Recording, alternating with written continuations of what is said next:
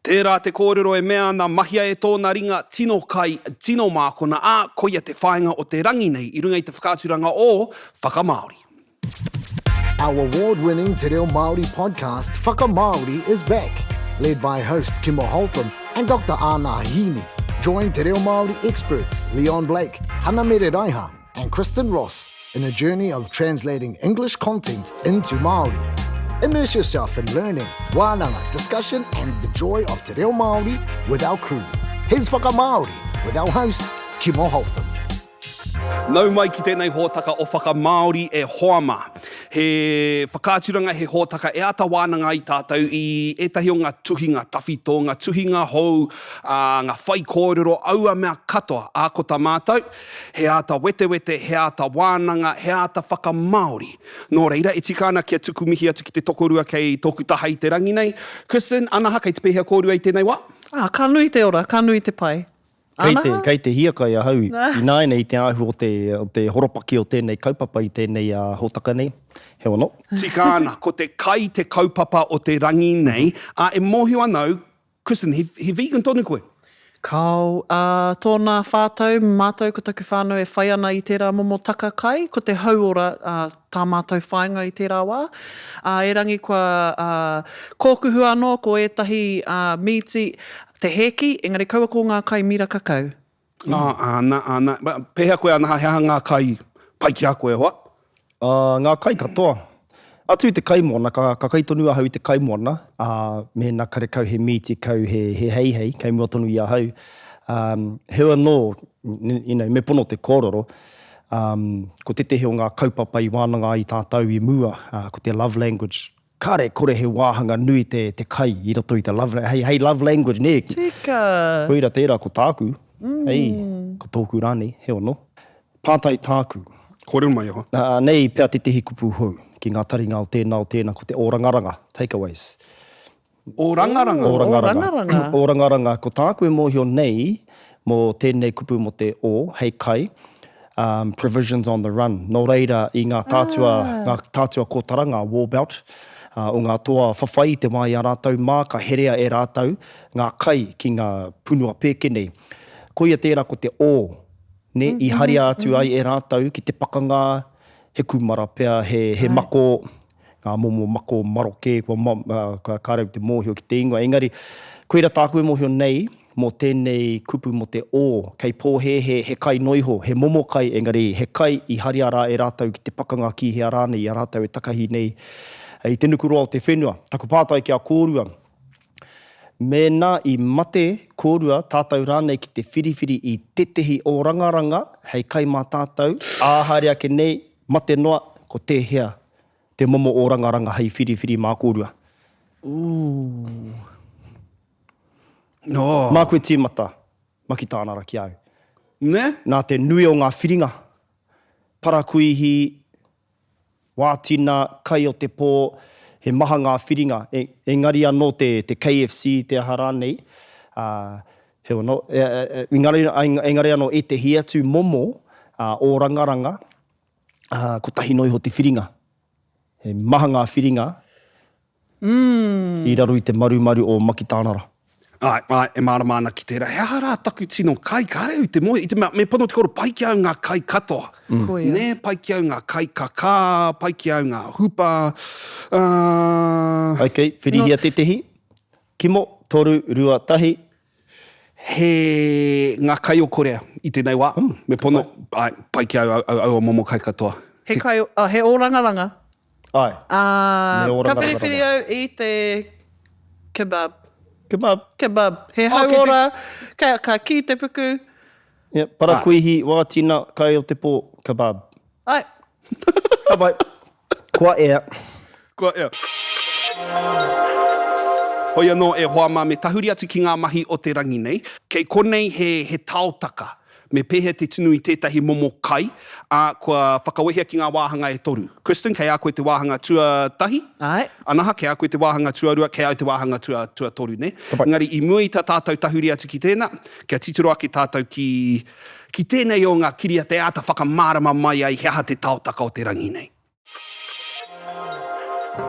we're making Big Mac tacos. Using meat districts, the steakhouse tri-tip burger patties, we're gonna take 2 patties and break them down to 3 even-sized balls and smash them. After you flip them, we're gonna add the tortillas. Once they get a nice crust, it's time to build. We're gonna smash burger, American cheese, shredded lettuce, pickles, onions, and you can't forget that special sauce. It's time to grub, people. Aha koa te reka o te hanga e whakapono marikānau kua he tana tunu i taua mea. I te mea e mōhio anau mō te Big Mac me rau atu koe me tunu, i a koe tunu ana i te miti, me tunu hoki koe i ngā tapahanga riki ki runga no i te miti. Ki te kore, hara tērā i te Big Mac. E toki koe hoa. Ka hole au i te whakai. Well, kei te he koe. Kau, me naka kai koe te Big Mac, e mata ana ngā ani ana. Ai, kau, i te mea e mōhio anau ka tāpiri rātau i ngā mea e rua. He riki kei te miti, he riki anō hoki kei roto i te puka. He reka kia koe te ani ana mata? Ai, pai ki au. Kua te haunga o te hā i muri mai nei. Engari kā reka hoki au. Nuinga ngā riki mata kei roto i ngā kai Korean, en koia taku tino kai te. Te kimchi. Riki. Hea te riki? He ani ana. Kaua ko te riki. E aua. He riki. Rā whānau, kupu anō. Tiro i Kua ai roa atu nei. me kōrero ana i te riki. I runga i te pōhehe, he tohu tō kei te i. Riki ko te whutupōro. Ko te riki. Ko te riki, ko te onion. Ai. Heo no. Ana, he akoranga, i ia rā o te riki e wama. Ia rā. Hoi anō, kia tahuri atu tātou ki te whakamaori. Kristen, kei a koe te whakamaori tuatahi, māku pia tō Pākehā e pānui, ne? Ka pai. Rārangi, ne? How to make Big Mac tacos. Te taka tāko pīki maki. Pīki maki. Ka pai. Pīki maki. Tuatahi, smash. Portion out tiny balls of ground beef and press them onto flour tortillas. So they're super flat and thin. Lightly season the beef with salt and pepper. Pāo. Wahia mai te pīwhiko natu, kia pōro iti ka pāwa ai ki te prawa tōtira, kia parehe, kia rahirahirawa. Whakareka hia ki te pīwhi, ki te tote, me te pepa, ruarua noiho. Grill. Heat up a pan over medium-high heat and place the tortilla burger meat side down. The beef will cook through completely while pressed up directly against the hot pan. When the beef forms a golden brown crust and cooks through, lower the heat and flip the tortilla over so the tortilla crisps into the pan. Kia aroha mai, hoa ma kino ke taua pānuhanga, hoi anō. Pāka. Whakawerahia he hōpane ki wainga i te āhua wera me te wera rawa. Kātahi ka hora tāpapahia te pāki tōtira kiraro. Ka māoa katoa mai te pīwhi no te tōtira e tāpapāna ki te hōpane wera. Kia koura, kia pakapaka, kia māoa te pīwhi, whakaitingia te kaha o te wera, ka kauhurihia i te tōtira i te hōpane, kia pakapaka ārunga. Pai. I nui ngā kupu mino o roto neha. I kōrero hia te parehe i te tehe o ngā hōtaka o mua. Mo te tūpono kātahi anō te tehe ka tau mai ki te hōtaka nei, hea tēnei mea te parehe. Ko te, e papatahi ana. Ai. Flatbread, ne. He flat, ai. I kōrero hia tēnei i māua ko Leon e whakamaori nei i te tehi o ngā kōrero mo tēnei mea mo te piha, te pizza e. Engari, ko te kupu parehe ke au, me taku whare. Ka pai. Anō reira, e hara i te mea parehe ka noho motuhake hei kupu mo te pizza. Ki taku mōhio kuira te ahunga o te kupu i ahu ke ai i te flatbread.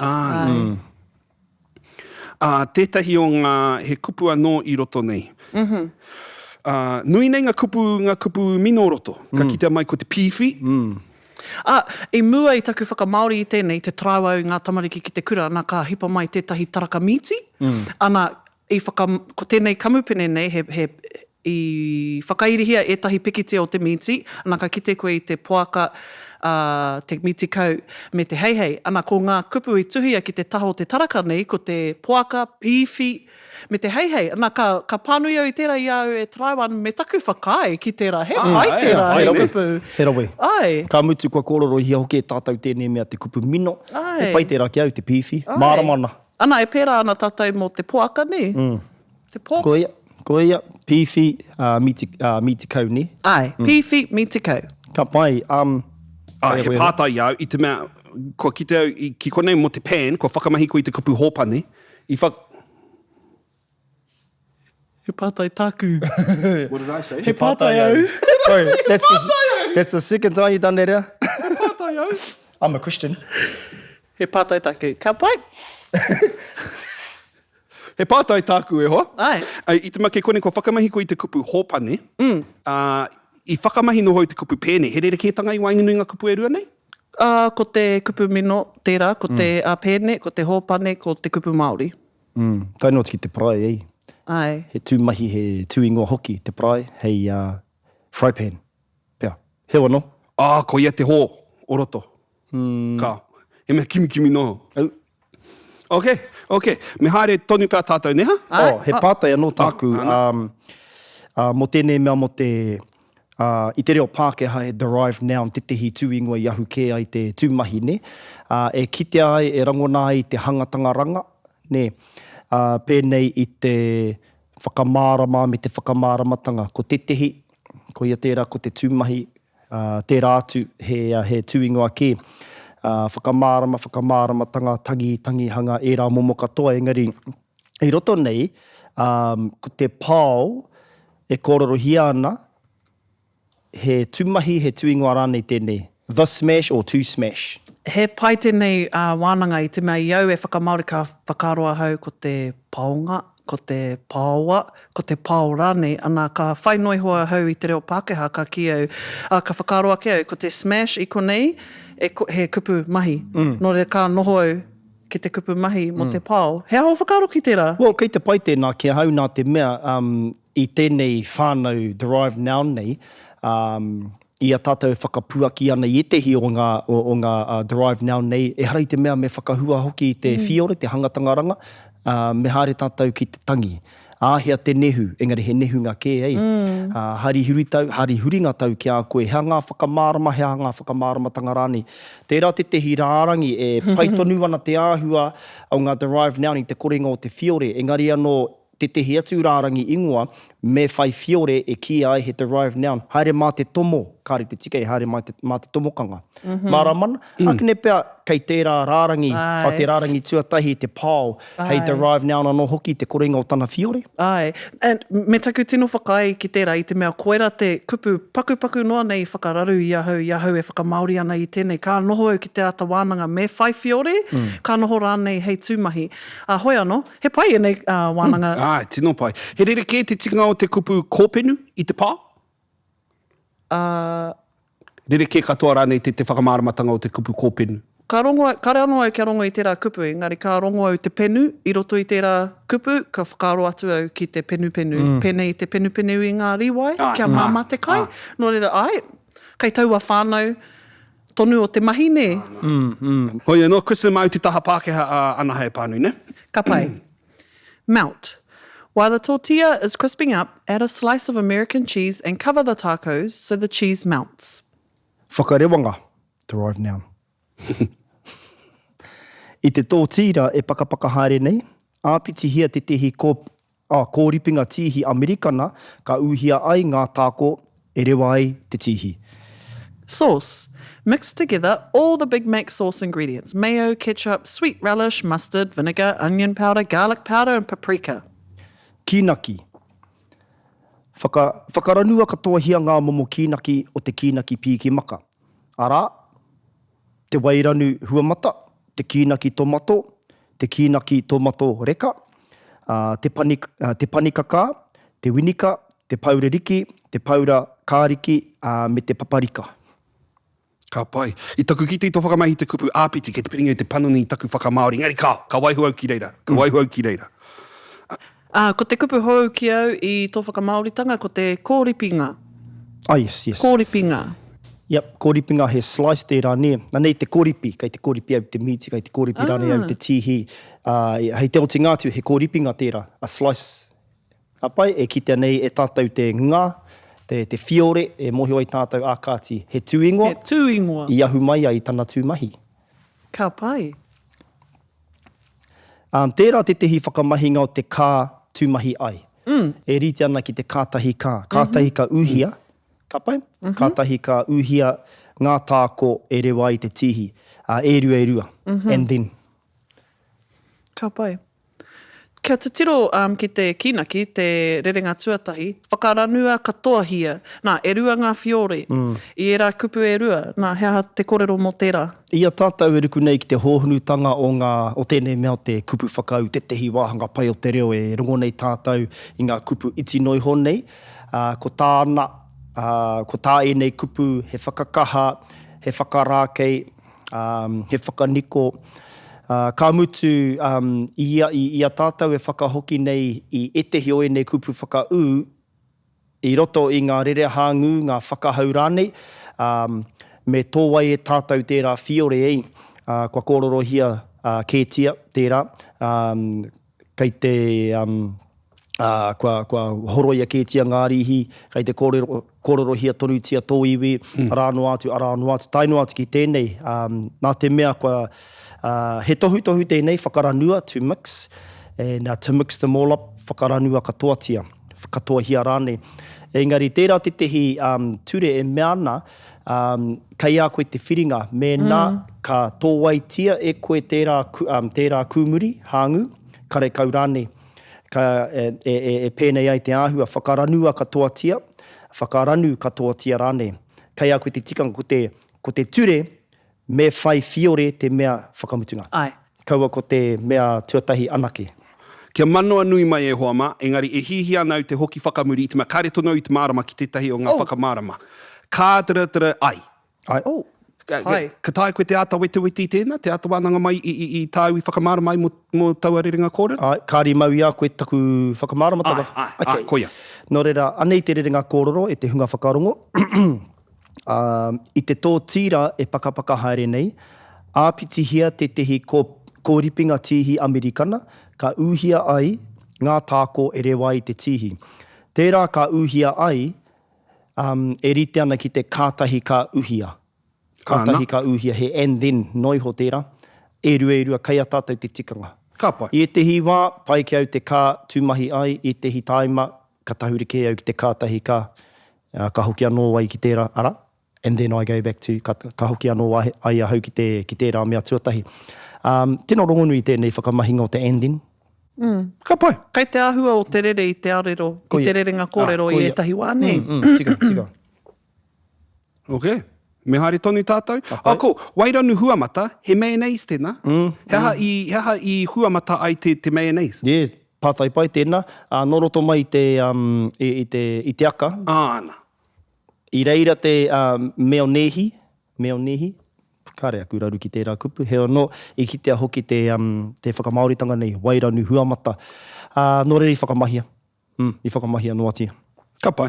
He hau whakaro mo te kinaki mā. Kinaki mā, white sauce, ahua whānui tērā i. Ai, maha ngā momo kinaki mā. Tika. Ok, Kimo, hoi. Hari tonu. Ka whakaro ai ki te white sauce, Mo te cheese sauce, white sauce, tērā momo kinaki. Mo te silver side. Ka Kirunga. Ko ia rā taku o rangaranga. Ko ia te kupu? O rangaranga. Ka waiho mai tēnā ki taku o rangaranga. Ne, te aha, te white sauce. No, te silver side. E hara te rei te o rangaranga. Ok, te kōrero mo ngā takeaways no. Ai, ko ngā takeaways anahe. Ana, kataka te kapa. Kimo, catch up e hoa. Catch up. Hoia no, te wāhanga whakamutunga nei. Ko ai te kaipānui. Te taha Pākehā. Anaha, kei a koe. E rua ngā whiti, te tehi hea hua nui, te tehi tahi noi ho te rārangi. Finish. When the cheese is melty and the beef is ready, remove the tacos from the pan and top them with a slice of pickle. Big Mac sauce, shredded lettuce, diced onions, and an optional sprinkle of toasted sesame seeds. Whakakapi. Kia rewarawa te tihi, kia māua te mīti. Tangohianga tāko i te pēne, ka tāpiri atu i te pīkara, te kinaki pīki maka, he kakunga rētehi, he tapahanga rīki, ki te hiahia, he ruinga kākano, he hami. Enjoy. Fold them up, devour, and enjoy. Whakapaua, pōkaingia, horoa, rangona te matareka. Pai. Pēhea taua kupu horoa, i he mea tango noho i te kupu kaihoro. Ngeri kare au te mōhio me he mea katae te whakamahi i taua momo rerenga kōrero. Kare nua, kia rongo i roto i tērā horopaki. Ai. Mohona ki te horo ai hei momo tere. Kia horo, kia tere, kia kama. Mena ka rongo i te raka Horongia ki te pea. tētahi e tere ana te kai, kāre āta kai ana, kāre āta mihi ana rāne ki te kai, kei te kai noho kia ki te puku. E whāwhai ana ia. He hapea he kupu pai atu i te horo. Kia kōrua te tei, devour. Ake ne pea, o kainga. Kāinga. Hey, kainga, kai ngia rānei, kai hia rānei, kainga horotia, pea. Pai Eat tēnā. 'em up fast. Ai. E aira ki te pātaku kupu nei, ko etahi o ngā kupu atu anō i te whakapau, ko te hohoni, te honi, te iki, te ngonge, none, pongokawa, whakahemo whakapau. Ana ka mahi kia pau katoa, kia ngaro katoa. E rangi, e hāngai ana era kupu katoa ki te kai? Pehea nei te whakahemo. Wow. Ai. Ai. He āhua hohunu tērā i ete he horopaki. Ai. Whakahemo, patua. Ai. No he tohu tērā ki a tātou. Me tūpato tonu Ai, koia. a tātou whakamahi i nei kupu hou nei, ne? Ai. Me āta marama, ai, e tika ana tēnei whakamahinga, karekai rānei. Yeah. Ki o whakaaro e hoa, i a koe e whakamaori nei te kupu finish. He hai whakakapi ai? Ai. Ki au ko te whakakapi e kōrero ana i te mea kua kōrero kētia he rārangi mahi, ne? Me he mea ko taku mōhio mo te kupu whakakapi nei, kia tutuki rawa ngā mahi ki runga ke nei, i reira kapi ai te mahi. Ko ia te taki whakamahi ai au te whakakapi. Ko tētahi o ngā mea tino ua ki au, ko ngā kupu pēnei i te shredded me te diced. Yep. Ko ia te takeka ki te ko te kakunga mo te shredded me te tapahanga mo te riki. Ai, ka Ke pai. whakaroa no ia kōrua mo aua kupu. Te tapahinga, ai, Ka mutu he, ko te kupu tapahi ai he, ko ia tērā hei kupu hāmarara, hei kupu praikete. Kai raru iho nei i te tapahi, ko ngā momo e hāngai tonu ana ki te kupu tapahi. I a tātou e ātau wete nei te kupu tapahi he downward action with the blade. Engari he maha ai, he kani, downward action. Hey, tua. ko te kuti, ko te tātā no hoki, no te whare tūtaua ke tērā. Poroporo ngā tētahi? Well, yep, he tapahi anō hoki tērā ki etihi ei to cut into, ina poroa te mīti, so cut it into sections. I poroa tana upoko, he was decapitated. Nō reira, sections tērā, kōripi, he tapahi tonu tērā. I taka te kapa, ka kia teo ki a te whare huia i te tehi time. Paito kutinga makau e koro. Kātahi te kaumātua ka ki mai. Ai, nā te tangata i te taone nei o ku makau i tapahi. Whakaroa ke, i whakamahi naihi te tangata nei ki te... And nā reiri taka i te kapa, downward action with the scissors blade. Yeah. Nō reira, pai. he mahanga ngā mata rereke o tēnei mau te tapahi.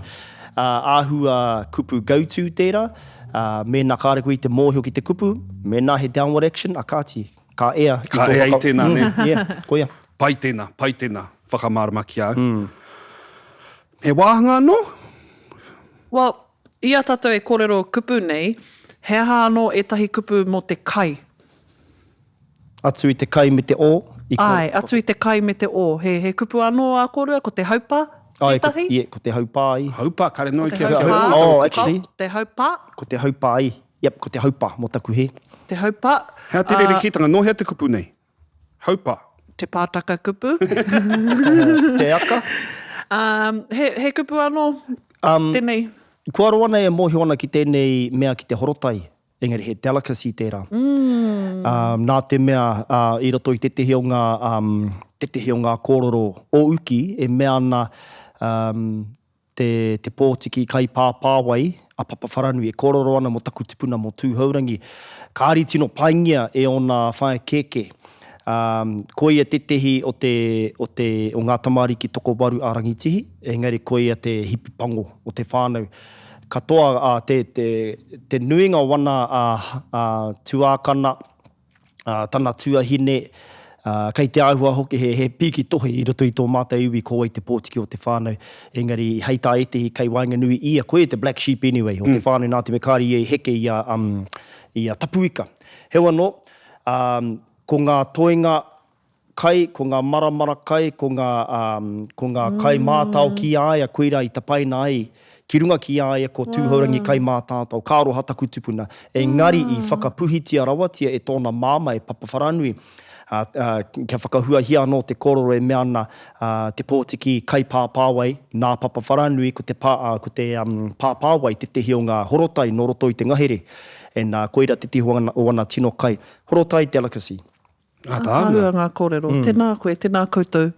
Tēnā anō tētahi kupu karekore moho ana kōrua kei te haka o nā timoti I tito. Ko te paumatua tēnā? Kei te kōrero tēnā mo te kai? Ia ua, karau te mohio. I te mea he pātai tēnā, he pātai, I te mea kāre hoki au I te mohio. Ko te mana ko kāre a Timoti I te mātaki, ki whakaromo rānei. Aroha mai e pā. Kia mano anu I mai.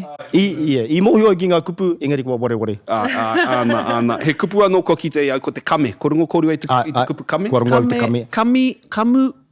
Ne? Komi. He kupu katoa e nei mo te kai. Kua rungo hau I tērā, kame. Pehea ngā kiwaha me ngā kupu whakarite, hea a kōrua kōrero mō te kua ki te puku? Kua rangi āhua. Kua rangi āhua? Anō nei kua hapua hau, I te nui o te kai, kua rangi āhua. Kua puta te pito. Kua peha te korokoro. Kua pī te tero. Ko tētahi kōrero nā tētahi o ngā kaimātua o te kāinga ko erima. Ka whakamārama ia I te kua poaka rakerake. Kua poaka rakerake. Ana ko te kupu whakarite rā, ko te whakamārama I te āhua o te poaka I te wae ki ana tana puku ka takoto tira hātu. Ana ka kite I ana waiwai e rakerake ana. Ana ko te poaka rakerake. Koera tētahi kōrero o te kāinga? Pai tēnā. Tangi ana te ngongoro I te pūnauna o te whataroa manae, tērā kōrero. Mai te haka a pāpā. Hea te rātima peha. Hea te tinga o te peha. Taku mōiho kua ki. Kua ki te puku I nāi nei. Kāre he rūma. Mea rawake kua ki hoki te korokoro. I te nui o te kai. Ko te tino kōrero a te haumihiata I a mātou e kai ana ko te kua hawa. Kua hawa. Tika. Ana ko te kōrero e rite ana ki te whakamārama anaha kua ki rawa. Kāore he rūma e kai anō ai etahi kai. Te kupu mākona, engari he ngata tērā I te hitaima, karekau pia te kupu mākona e whai hua ki te āhu o taku. Kua hua māwiwi e te hiwa hewa no. Ana taua waiata I ako ai tātou I te panekiretanga nā praone, he kōrero I Raukawa, ko te kua tinga, te ngārara. Koia. Maumahara ki? Tinga. Kua tinga. Kua tinga. Ko te ngata tonu, nera? Ana. Kua tinga te ngārara. Maumahara ki tērā waiata? Kao. Must be kāri puta te ihu. Kāre kui tai ki ngā wānanga. Tēnā. Kua tinga te ngāngara, ko te ngāngara e haere ake nei, ko te wāhanga o Urban Dictionary. He wāhanga e tango ai tātou I etahi o ngā kupu, ngā rerenga kōrero o te ao hou nei, ne? I te mura o te ahi, ko tā mātou he whakamaori. Me pono te kōrero, he taniwha tēnei wāhanga. He uaua. Hoi anō, kia tirohia te kupu o te rangi nei? Low key. Pai tēnei kupu ki au. Ka whakamahi au I te kupu nei. It's a term used by someone who wants to hide or not draw further attention to how they're feeling about something, someone, or an event. Anei te tauira, Mere thinks that she is hot. I low-key think she isn't. Low-key. Ko te pai o te kupu nei hea. Low-key. Ko te kupu ka toko ake I I ngā whakaro, I au kia pānui te low-key, ko te kūpapa. Ana, I a mātou ko te haumihiata e tuhi ana I ngā hōtaka mō tā mātou paki waituhi inutai, he paki waituhi tēnei e whai ana i tētahi kāhui karoro. Ana ka āta wānanga mātou, he ahanga momo rere a te manu. Ana ko te rere kūpapa a te manu, ka heke ia ki te mata o te wai, ana ka āta haere, kāore koe e tino rongo i aia, kāore koe e tino kite i aia. Ana, mena ka whakaro koe ki tērā pikitia, ko te lauki tērā, ne, haere kūpapa atilana. Pai tēnā e hoa. Ai, no reira, ana te haumihi ata tērā kupu i whakaako mai ki au. Anaha, ko rite koe? It's been a bit low-key at the moment. But ngū, ākene pēr ko te kupu ngū. Kei te ahua hoki o te horopaki ei, e te hiwa he kai kōhuru. Assassin, silent assassin, ahua low-key ia. Hewa no, aha kua te maroke, ngū. Ngū. Oh, actually, pēhe te ngākau whakaiti. Ahua modest. Tērā tētahi horopaki. Yeah, ngākau whakaiti. Kei au pēr te ngū. E ua, tēnei lauki. Noho puku. Noho puku, pai ki au te noho puku. I te koia, he ahua, ki au nei koia te wairo o te rerenga kōrero neha, e noho whakaiti ana. Engari, tēnā, kia whaiwā ai au te kimi taku kupu, anei te wero. Me tō kupu, whakamahi ki roto i te rerenga kōrero, te whakamaori te rerenga kōrero nei. I low-key think she isn't. Whakamahi mai i tō kupu, ki roto i taua rerenga kōrero. I nāne koe raru au. Kāre pia e tika ana i tērā horopaki, i tērā rerenga kōrero. No, ka tae koe, ka tae e hoa. Koe anō, anei tētahi tauira o taku whakamahinga o te low-key. Tērā pēr ka haere mai taku tamāhine ki taku rūma i te pō, ki te whānako i taku waia, kia kōrero atu ki ana hoa i te wainga nui pō, ia māma e moe ana, ka haere kūpapa mai ia, ki te tiki mai te waia, ka hoki ki tana rūma, me ara wāke, kei runga pai āhua. Ka pai, te āhua nei, kei te āhua te horopaki neha. Kei te āhua o te horopaki. E te tuki ai te kūpapa. Ai, no reira, kā raru taku whakamaoritanga i tērā horopaki, i ki te ai tātou i te Urban Dictionary. No reira me whakaro kupu anoa hau. No, pai ana tēnā. Anaha. Ngū. Ua tēnā mea ne. Koera te rerenga. Yes, kua miere a hau i konei. Kua miere a hau. Heo no, mea ta whakaro anō. Kei a koe e hoa. Ko, kare kau taku kupu. Noho whakaiti ana. Low-key. Inei. E pai tērā. Kare kau i au e whakamaori ana i te rerenga nei. Kare kau pēr te wāhanga low-key e whai wāhi mai nei ki te rerenga. E nau e whakaro ake nei a mere hea tāhua ia. Kia au ake nei. Au ware ake. Ei, kare kau. Hea hahoki. Not even. Hea ho. Tēnā, ko ngā tūmanako kia hoki mai koutou ki te whakaaturanga e haere ake nei, e rite ai taku kupu mo te low-key, tēnā karekau i tēnei wā. Hoi anō e te whāna, i tika ana kia tuku mihi atu ki te tokorua nei, e mihi ana. E mihi ana i runga i te wete me te wānanga i ngā kupu mo te kakā, mo te reka, mo te kawa, kua mōmona Kimo i ngā kaia te rangatira o te rangi nei, hoa mā, tēnā nō rā kōrua. Hoi anō kia koutou i te kāinga e tikana, kia tuku mihi atu ki RNZ National, Te Māngai Pāhō anō hoki, nā rātau i hoka ai tēnei manu. Engari kia koutou i te kāinga mehe mea he whakamaori te kai, hoki mai anō. Mo tēnei wā e hoa mā, ka kite anō.